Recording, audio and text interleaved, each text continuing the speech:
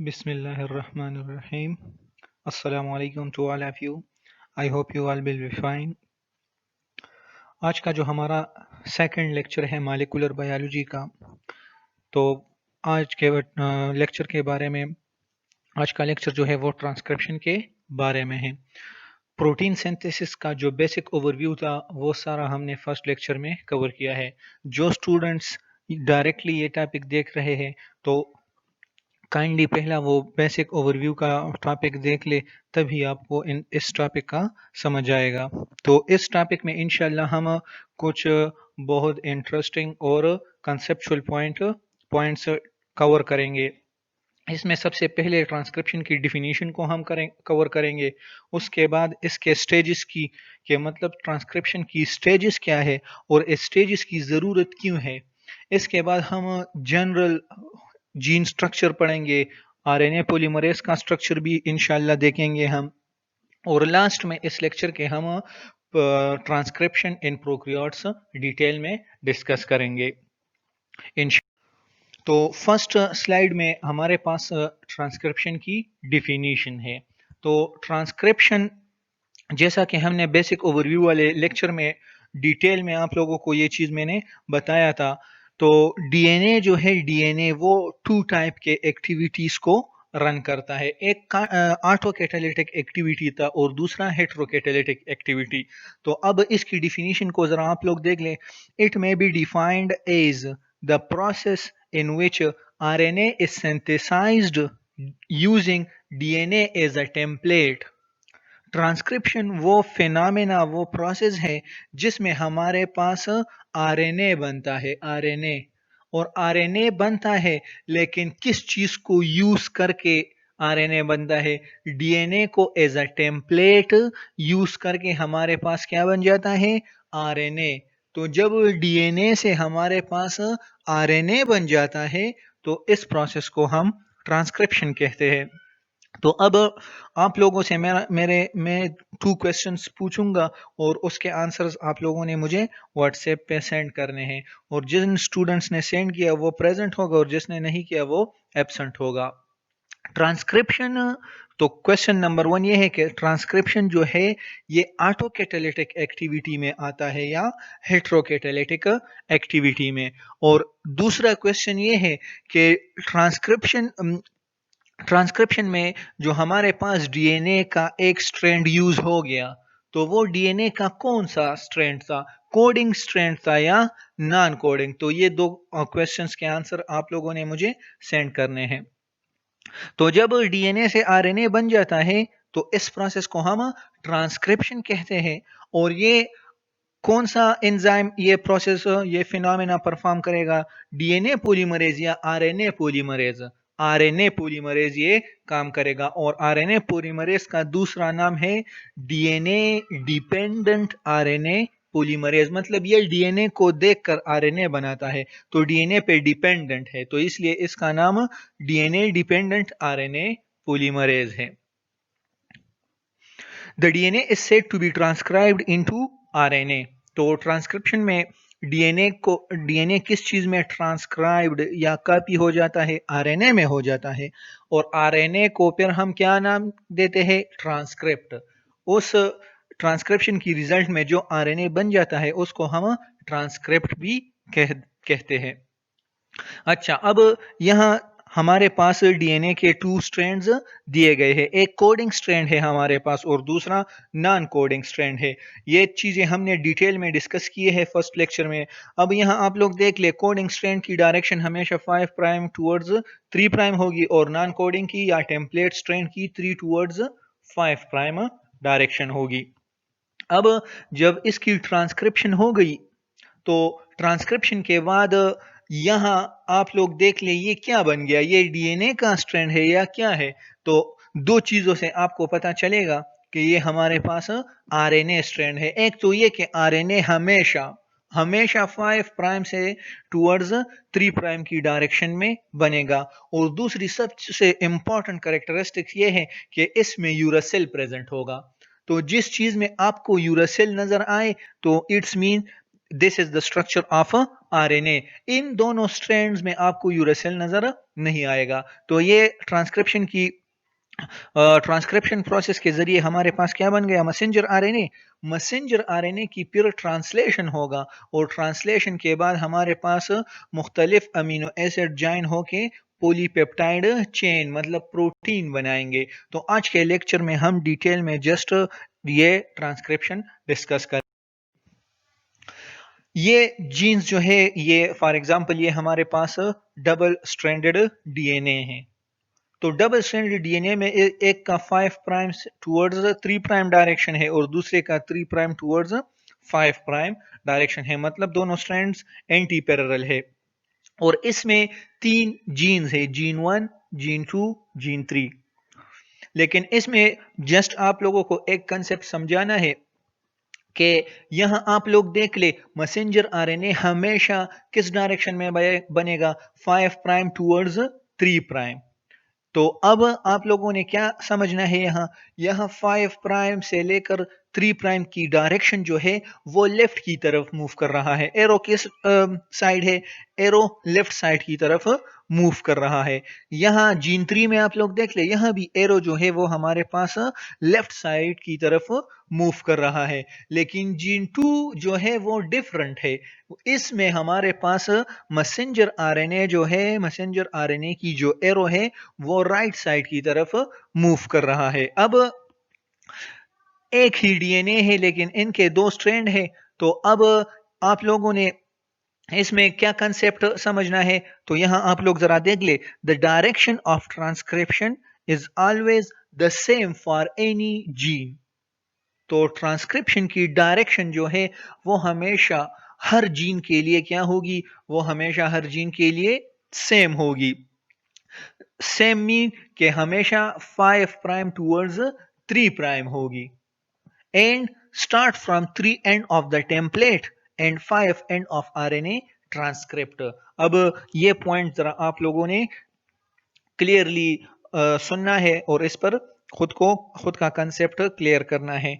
Transcription जो है ये हमेशा 3 एंड पे स्टार्ट होगा, लेकिन वो 3 एंड किस चीज का होगा, वो टेम्पलेट स्ट्रैंड का होगा। यहां आप लोग देख ले 3 एंड है ना 3, तो ये 3 एंड पे ट्रांसक्रिप्शन 3 एंड से स्टार्ट हो रहा है, तो ये 3 एंड टेम्पलेट स्ट्रैंड का है। और इसके अलावा and the 5 end of RNA transcript.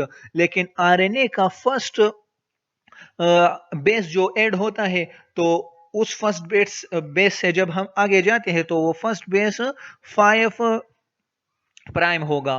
तो इट्स मीन के 3 एंड किस चीज का होगा, टेम्पलेट डीएनए का, और 5 एंड मैसेंजर आरएनए का। लेकिन अब ये लास्ट जरा आप लोग देख ले, last sentence, hence gene transcribed in different directions use opposite strand of DNA as a template.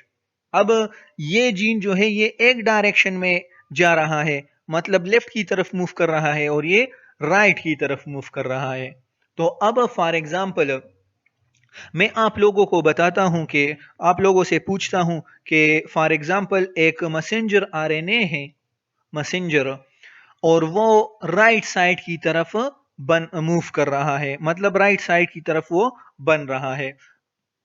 तो इन दोनों में आप मुझे बताएं कि वो मैसेंजर आरएनए कौन सा strand as a template use करेगा, ये टॉप वाला स्ट्रैंड या बॉटम वाला। तो जब राइट साइड की तरफ मूव कर रहा है तो मतलब 5 टूवर्ड्स 3 मूव कर रहा है, तो 5 हमारे पास 5 एंड 5 प्राइम हमारे पास किस साइड पे आ गया, लेफ्ट साइड पे, और राइट साइड पे हमारे पास 3 प्राइम आ गया। तो अब आप क्लियरली यहां देख ले, ये अपोजिट एंटी पैरेलल बनेगा, तो ये यहां 3 है, तो इट्स मीन के ये हमारे पास क्या है, ये स्ट्रैंड हमारे पास टेम्पलेट है। लेकिन अब अगर आपसे मैं पूछ लूं कि एक मैसेंजर आरएनए है उसकी डायरेक्शन लेफ्ट साइड की तरफ है, तो लेफ्ट साइड मीन के वो लेफ्ट साइड से राइट साइड की, मतलब राइट साइड से लेफ्ट साइड की तरफ मूव कर रहा है। तो यहां आप लोग देख ले एंटी पैरेलल बनेगा, तो यहां 3 है तो यहां 5 आ जाएगा। तो ये इस सेंटेंस का मतलब है कि जब अपोजिट डायरेक्शन में बनते हैं तो फिर एक जीन एक स्ट्रैंड को एज अ टेम्पलेट यूज करता है और दूसरा जीन दूसरे स्ट्रैंड को एज अ टेम्पलेट यूज करता है। इस डायग्राम का एक्सप्लेनेशन नेक्स्ट स्लाइड में डिटेल है। अब आप लोग यहाँ देख लें, ये जीन 1 है और ये जीन 2 है जो प्रीवियस स्लाइड में हमने डिस्कस किया। लेकिन अब ये आप लोग देख ले, यह पिंक सर्कुलर स्ट्रक्चर जो आपको नजर आ रहा है ये हमारे पास आरएनए पॉलीमरेज है। लेकिन ये अब कहाँ मूव कर रहा है, ये एरो की साइन आप लोग देख ले, ये लेफ्ट साइड की तरफ मूव कर रहा है। तो मतलब ये इस पॉइंट पे अटैच हुआ था और ये आगे मूव कर रहा था और मैसेंजर आरएनए बन गया है। तो मतलब अब इस मैसेंजर आरएनए की डायरेक्शन आप लोग देख ले, 5 प्राइम टूवर्ड्स 3 प्राइम। तो मतलब ये लेफ्ट साइड की तरफ बन रहा है। और यहाँ आप जीन 2 में देख ले, तो जीन 2 में हमारे पास यहाँ आरएनए पॉलीमरेज बाइंड हुआ था और राइट डायरेक्शन में जा रहा है। एरो की तरफ, एरो की साइन किस तरफ है, राइट साइड की तरफ। तो अब यहां आप लोग देख ले, यहां 5 एंड जो है वो हमारे पास लेफ्ट साइड की तरफ है, लेकिन 3 एंड जो है वो राइट साइड की तरफ है। तो अब इसमें मेन पॉइंट क्या है कि जब मैसेंजर आरएनए लेफ्ट साइड की तरफ बन रहा है तो जीन 1 में, तो उसमें डबल स्ट्रैंडेड डीएनए में बॉटम वाला स्ट्रैंड जो है, ये नीचे वाला स्ट्रैंड, ये एज अ टेम्पलेट यूज हुआ है। लेकिन अगर आप जीन 2 में देख ले, तो जीन 2 में हमारे पास टॉप वाला, ऊपर वाला strand as a template use हुआ है। तो ये एक ही डीएनए है लेकिन दो जीन्स के मुख्तलिफ strand as a template use हुए हैं। तो ये प्रीवियस स्लाइड की डिटेल एक्सप्लेनेशन थी यहाँ। अब आप लोग यहाँ देख ले, ये हमारे पास डीएनए टेम्पलेट है, लेकिन यहाँ आप लोग देख ले, यहाँ तो इसकी डायरेक्शन 3 प्राइम टूवर्ड्स 5 प्राइम है। 3 प्राइम टूवर्ड्स 5 प्राइम, ये हमारे पास ये ब्लू कलर में डीएनए टेम्पलेट स्ट्रैंड हो गया। अब आरएनए किस डायरेक्शन में बनेगा, 5 प्राइम टूवर्ड्स 3 प्राइम। तो अब ये 5 प्राइम है और ये जा रहा है किस की तरफ, 3 प्राइम की तरफ। लेकिन ये ये जो ऐड होते हैं हमारे पास बेस पेयर, ये न्यूक्लियोटाइड न्यूक्लियोटाइड ट्राइफॉस्फेट की फॉर्म में होता है। मतलब नॉर्मली जो अटैच्ड है इसमें तो एक फॉस्फेट हमको नजर आ रहा है, लेकिन जिस टाइम ये अटैचमेंट के लिए आता है तो उस टाइम इसके पास 3 फॉस्फेट ग्रुप्स होते हैं। तो अब इस दो फॉस्फेट का क्या फंक्शन है, तो जिस तरह आप लोगों को पता है कि एडेनिन थाइमिन के साथ बाइंड करना है और ये इसमें कितने हाइड्रोजन बॉन्ड्स प्रेजेंट होते हैं, 2।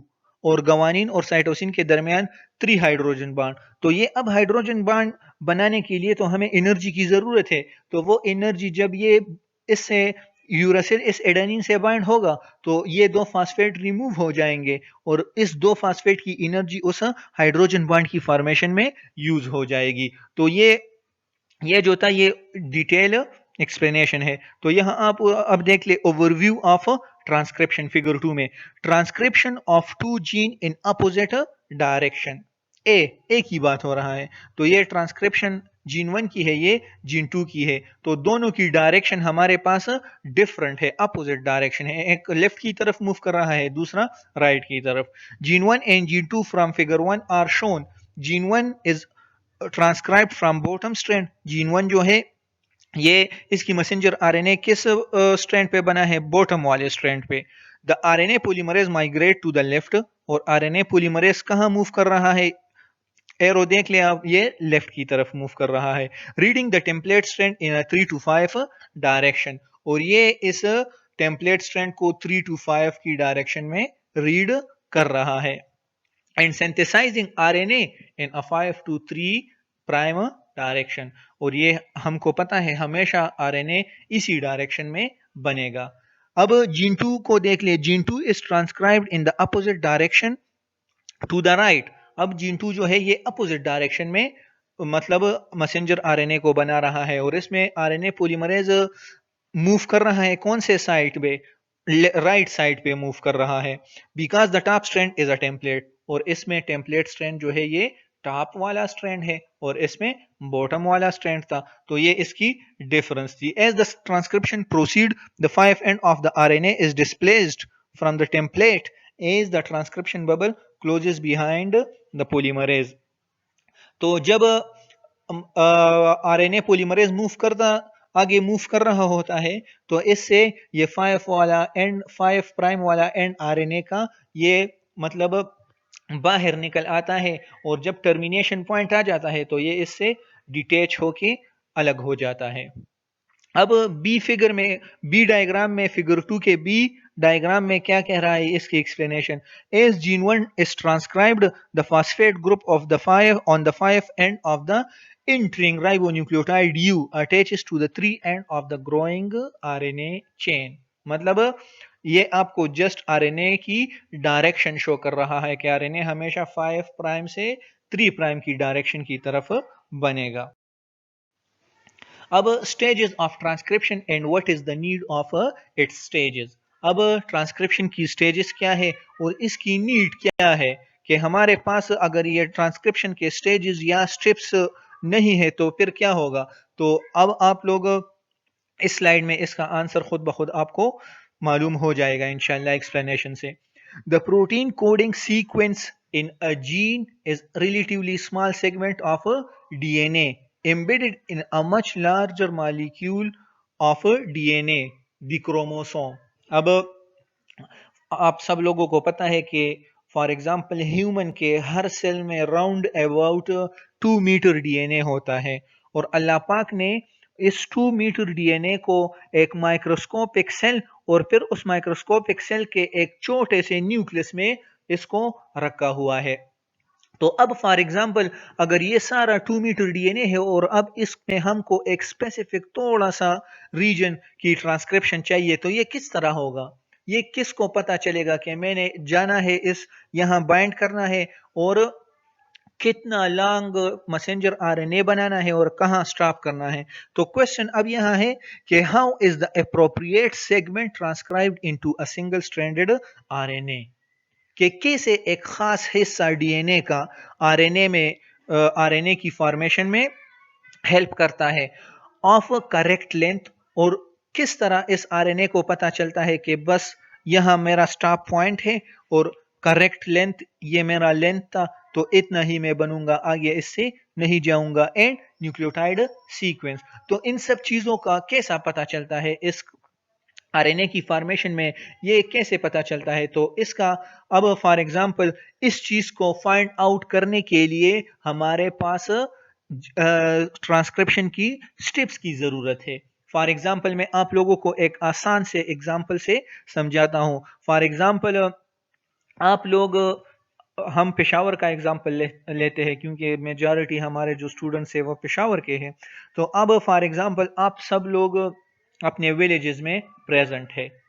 ये पेशावर जो है, पेशावर सारा पेशावर, अब पेशावर तो बहुत बड़ा एरिया है, ठीक है, बहुत बड़ा डिस्ट्रिक्ट है, लेकिन इसमें एक खास जगह आप लोगों ने जाना है, अपने विलेज से एक खास पॉइंट तक आप लोगों ने जाना है। तो ये सारा पेशावर हमारे पास डीएनए हो गया, ठीक है।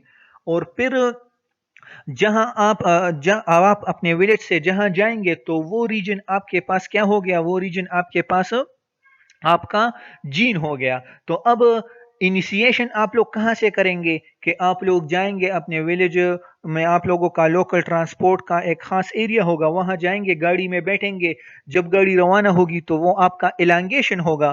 तो टर्मिनेशन का पता आप लोगों को कैसे चलेगा, जैसे फॉर एग्जांपल उस गाड़ी में कंडक्टर होता है, तो वो आप लोगों को आवाज देता है कि फॉर एग्जांपल ये पेशावर सिटी है, तो मतलब आप वहां उसको कहते हैं कि यहाँ रुक जाए।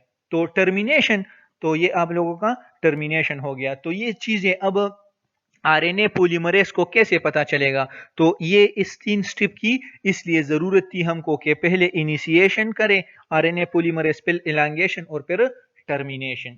तो because the DNA of chromosome is a continuous unit, the transcription machinery must be directed to start of a gene to begin transcribing at right place, continuing transcribing the length of the gene, and finally transcribing at the other end। तो जो example मैंने आप लोगों को समझाया, बस ये वही उसका एक्सप्लेनेशन है कि डीएनए या क्रोमोसोम तो एक बहुत बड़ा कंटिन्यूस यूनिट है।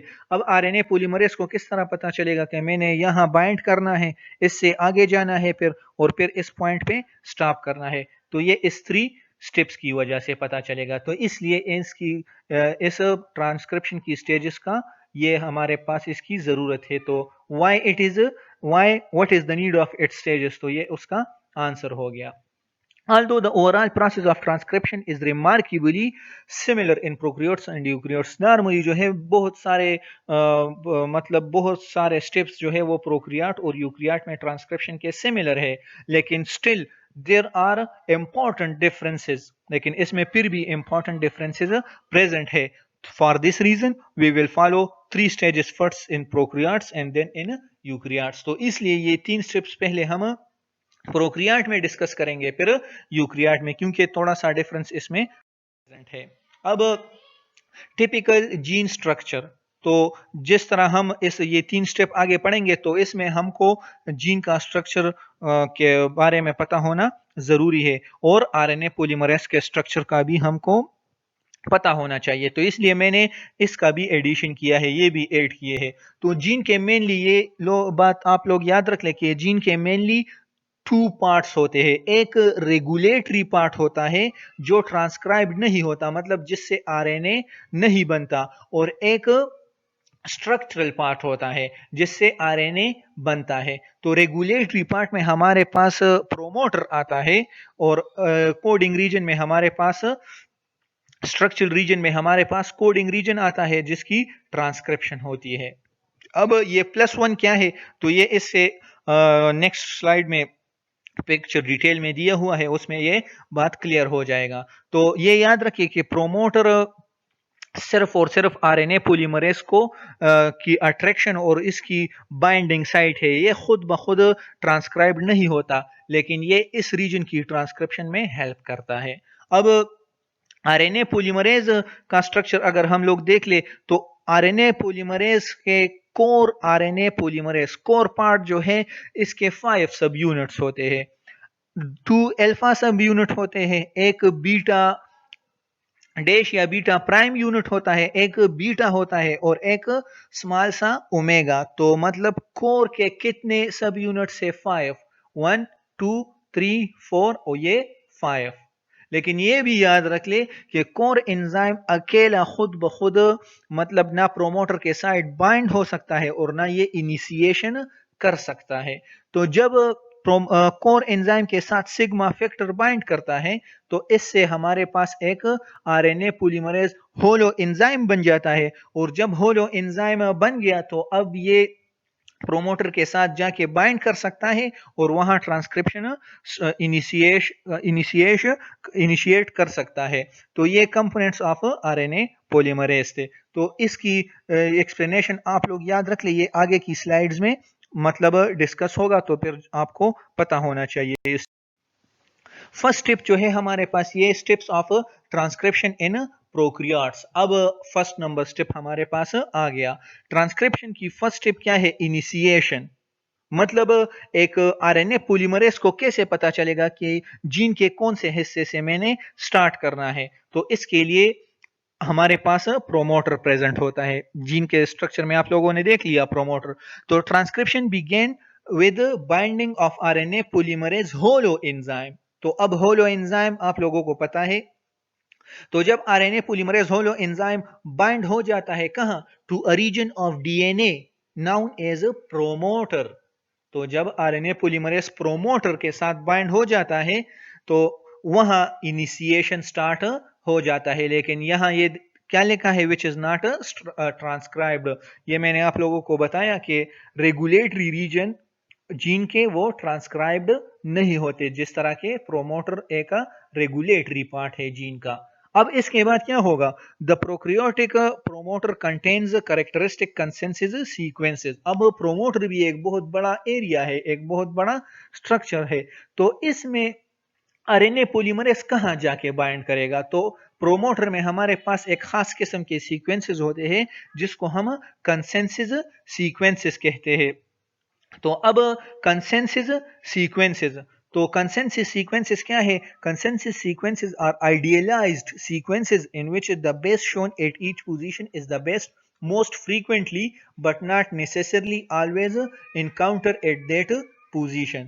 Consensus sequences नॉर्मली आप लोग याद रख ले कि ये इस तरह सीक्वेंसेस होते हैं जो कि मोस्टली, हमेशा तो नहीं लेकिन मोस्टली यही सीक्वेंसेस इस पोजीशन पे रिपीट होते हैं हर जीन में, तो इसलिए इसको कंसेंसस सीक्वेंसेस कहते हैं। अब प्रोक्रियाट के जीन में हमारे पास आरएनए पॉलीमरेज का जो सिग्मा फैक्टर है ये खास किस्म के कंसेंसस सीक्वेंस को फाइंड आउट करता है, तो वो इस नेक्स्ट स्लाइड में एक्सप्लेन हुआ है। लेकिन यहां आप लोग देख ले -10 और -35 ये नेक्स्ट फिगर में क्लियर हो जाएगा कि ये क्या है।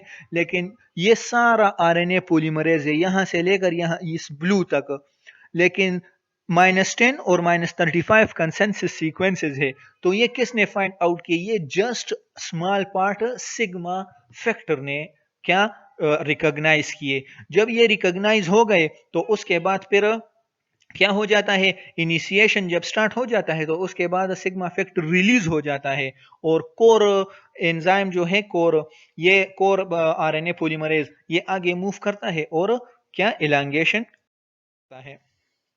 अब ये प्रोमोटर के में दो कंसेंसस सीक्वेंसेस हैं, तो वो कौन कौन से हैं?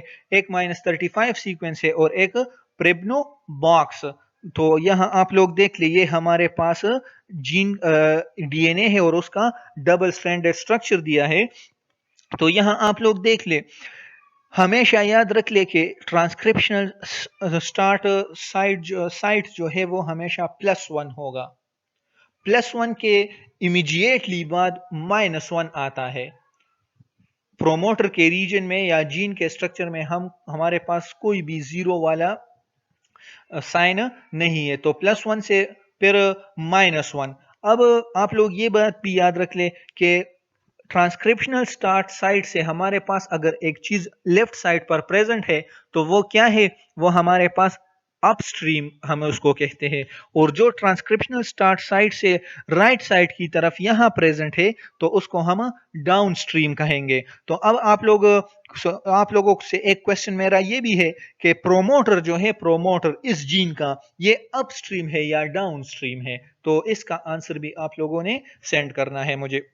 अब आप लोग देख लीजिए +1 हो गया, तो इस साइड पे जब हम आएंगे -1 -2 -3 -4 एंड सो ऑन, तो एक प्रोमोटर के एक कंसेंसस सीक्वेंस हमारे पास प्रेब्नोबॉक्स है। तो प्रेब्नोबॉक्स में आप लोग यहाँ इसके साथ -10 भी लिख सकते हैं। तो ये आप लोगों ने किस तरह याद रखना है? टा टा 8 मतलब TATA, टा टा 8। तो ये कंसेंसस सीक्वेंस जो है ये क्या, ये कौन रिकॉग्नाइज करेगा? ये आरएनए पॉलीमरेज का सिग्मा फैक्टर रिकॉग्नाइज करेगा। इसके अलावा दूसरा कंसेंसस सीक्वेंस -35 पे प्रेजेंट है, और ये आप लोगों ने किस तरह याद करने हैं? टा गा का, इस तरह याद करना है। तो ये दो प्रोमोटर में कंसेंस ये प्रोमोटर में हमारे पास दो कंसेंसस सीक्वेंसेस प्रेजेंट है। तो एमसीक्यूज में अक्सर इसके बारे में पूछा जाता है कि -10 रीजन को प्रोक्रियाट के कंसेंसस सीक्वेंस को क्या कहते हैं? तो इसको प्रेब्नोबॉक्स, और -35 को -35 सीक्वेंस या टा गा का। इसके मतलब इसकी टा टा 8 के बारे में भी पूछा जा सकता है कि ये किसकी प्रोमोटर का कंसेंसस सीक्वेंस है, यूक्रियाट का है या प्रोक्रियाट का? तो ये प्रोक्रियाट्स का है। कंसेंसस सीक्वेंस स्टार्टा 8 ये 5 प्राइम से 3 प्राइम की डायरेक्शन की तरफ है। यहां आप लोग देख लीजिए 5 प्राइम है और ये 3 प्राइम, तो ये टा गा का, तो ये 5 प्राइम हो गया, ये 3 prime. Centred about 35 bases to the left of transcription start site. ये मैंने आप लोगों को बताया, ये ट्रांसक्रिप्शन स्टार्ट साइट है, तो ये 35 बेसिस लेफ्ट की साइड प्रेजेंट है। तो अब is the initial point of contact for holo enzyme. Holo enzyme कौन सा है? जिसके साथ कोर प्लस सिग्मा फैक्टर दोनों हो तो वो होलो एंजाइम बन जाता है। तो ये दोनों ये रीजन जो है ये उसके लिए रिकॉग्निशन साइट है, वो यहां आके बाइंड करेगा। The first base of the transcription start site is assigned a position of +1. ये हमेशा +1 से स्टार्ट होगा। और क्या, there is no base designated as 0, यहाँ इसमें कोई भी बेस ऐसा नहीं है जिसको हम 0 से डिनोट कर ले। सेकेंड कंसेंसस सीक्वेंस हमारे पास Prebno box है। The holoenzyme moves and covers a second consensus sequence Tata art centered about -10 of which is the site of melting unwinding of short DNA stretch 14 bases of DNA।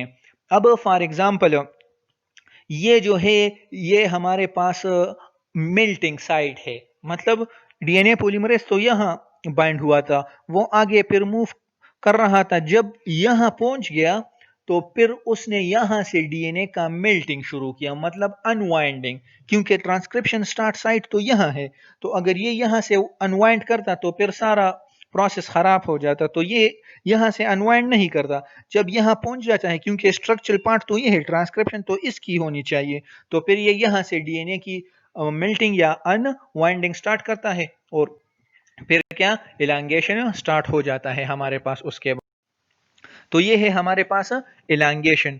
Once the promoter has been recognized and bound by the holoenzyme, local unwinding of DNA helix continues mediated by the polymerase। तो जब initiation complete हो जाता है तो उसके बाद मैंने आप लोगों को पहले भी बताया कि सिग्मा फैक्टर रिलीज हो जाता है और आरएनए पॉलीमरेज फिर इस पर मूव कर रहा होता है और इससे हमारे पास क्या, ये डीएनए अनवाइंड होता जा रहा है। लेकिन अब इस अनवाइंडिंग से दोनों साइट पे एक प्रॉब्लम बनता है, जिस तरह हमने डीएनए रिप्लिकेशन में भी पढ़ा था, डिटेल में आप लोगों को समझाया था कि सुपर क्वाइलिंग होती है, राइट साइड पे हमारे पास पॉजिटिव सुपर क्वाइलिंग हो गया और लेफ्ट साइड पे नेगेटिव। अब इस सुपर क्वाइलिंग को कौन रिमूव करेगा, तो ये हमने डीएनए रिप्लिकेशन में डिटेल से डिस्कस किया था कि ये डीएनए टोपो आइसोमरेज ये सुपर क्वाइलिंग रिमूव करता है।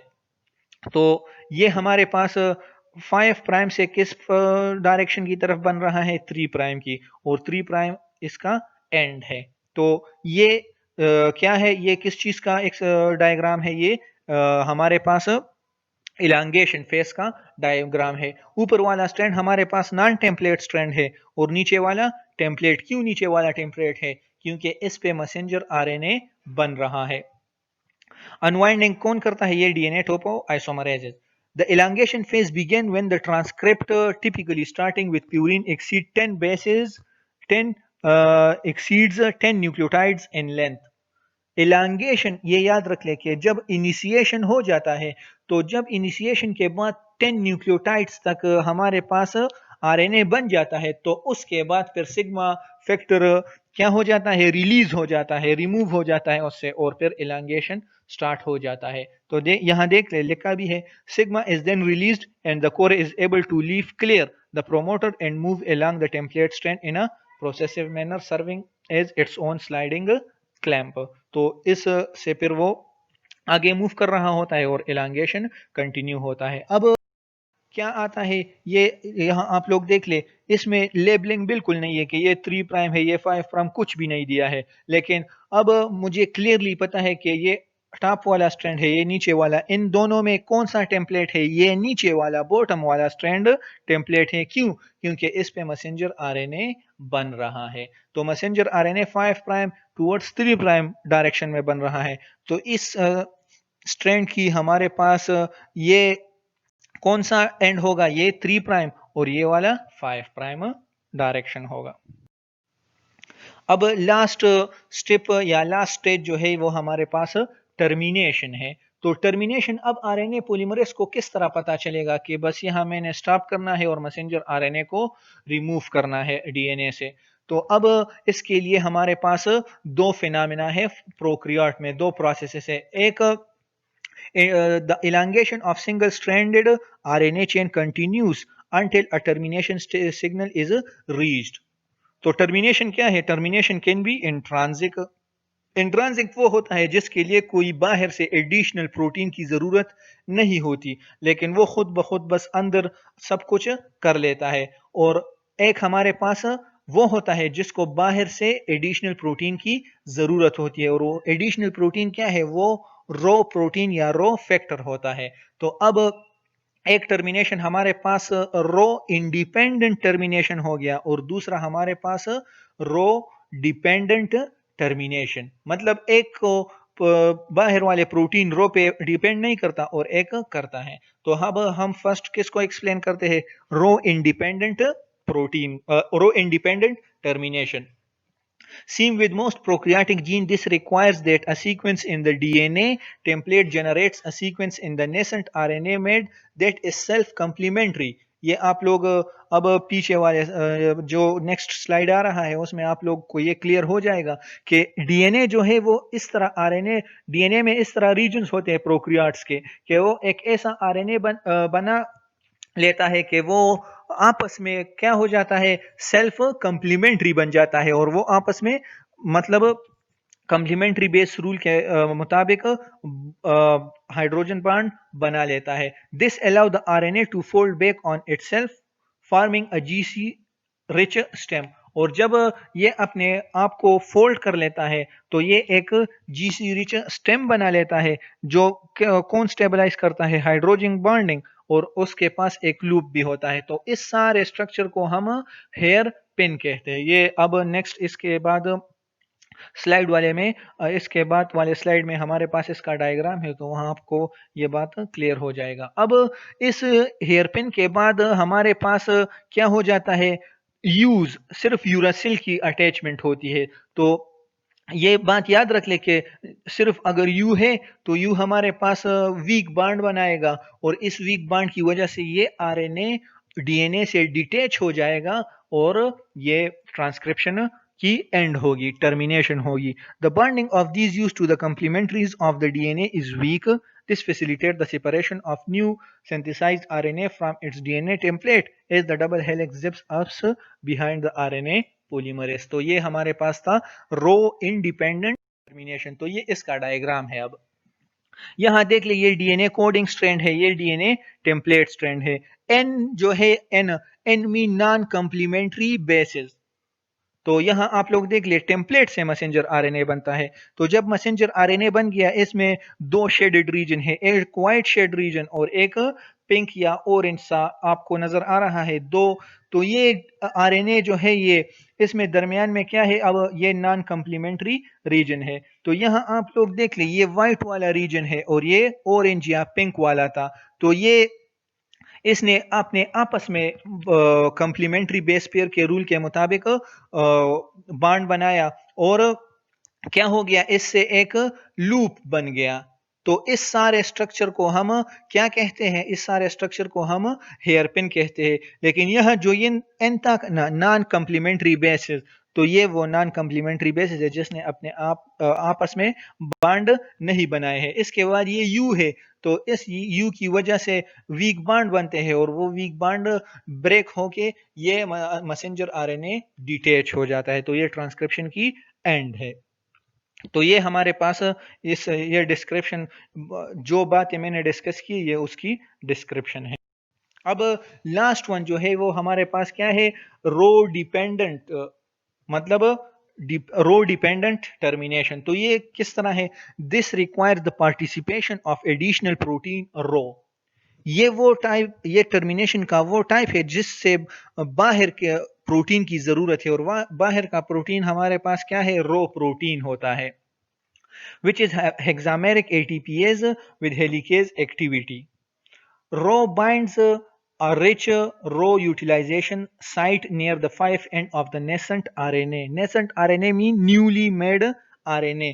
तो अब ये येलो कलर का जो आपको नजर आ रहा है, ये छोटा वाला, ये हमारे पास रो प्रोटीन है जिस तरह लिखा भी है, और ये येलो बड़ा वाला ये हमारे पास आरएनए पॉलीमरेज है। तो ये 5 एंड पे, मतलब यो 5 एंड पहले बना है और ये 3 एंड लास्ट पे बनेगा, मतलब ये एंड है और ये इसकी स्टार्ट साइड थी।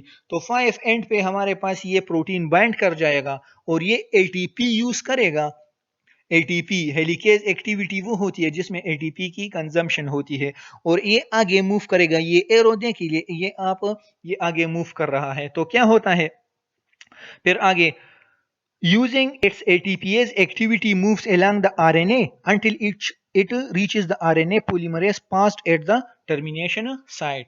तो आरएनए पॉलीमरेज जब इलांगेशन कर रहा था तो इसको स्टॉप सिग्नल मिल गया, तो ये उस पे अब रुका है। तो ये जब जाके इसके साथ आरएनए पॉलीमरेज की वो पास साइड जो है जहां ये रुका था वहां तक जब पहुंच जाए तो क्या करेगा, the ATP dependent helicase activity of rho separates the RNA DNA hybrid causing the release of RNA. तो ये जब यहां आ जाता है तो ये इस डीएनए और आरएनए को एटीपी यूज करके इसको सेपरेट करेगा और इस तरह ये आरएनए भी हमारे पास इस डीएनए से डिटैच हो जाएगा और ये इसकी टर्मिनेशन हो जाएगी। तो ये था आज का हमारा लेक्चर। जो क्वेश्चन मैंने पूछे है उसका आंसर आप लोगों ने मुझे जरूर सेंड करना है। जज़ाकल्लाह, स्टे ब्लेस्ड।